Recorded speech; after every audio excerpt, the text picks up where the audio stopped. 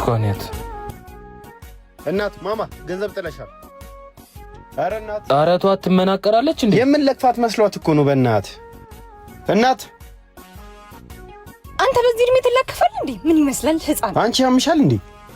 ምን አልሽ? ምን ልትሆን ነው? አንተኛውስ ነው ሴት ናት ብላችሁ ነው? ሁለት ስራ ፈት። አቤት አረቷት እኛ ምሳ እንበላበታለን። እዛ ሂሳብ ሲጠይቋት ታስታውሰው የለ? ስንት አይነት ሰው አለ እባክህ።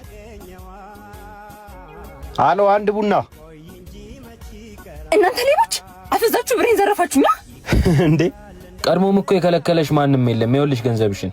አብሮ ሎተሪ ነበር። ሎተሪስ? የምን ሎተሪ? በ200 ብር የቆረጡት 50 ሚሊዮን ማሸነፍበት ሎተሪ ነው። ሎተሪው ሌላ ቦታ ነው የጣልሽው፣ ግን ኢትዮ ሎተሪ ግንቦት 30 ነው የሚወጣው። አንደኛ ዕጣ 50 ሚሊዮን፣ ሁለተኛ ዕጣ 25 ሚሊዮን፣ ሶስተኛ ዕጣ 10 ሚሊዮን። ብዙ ሚሊዮኖችን ያሸልማል። በግንቦት 30 12 ኢትዮጵያውያኖች ሚሊዮነር ይሆናሉ።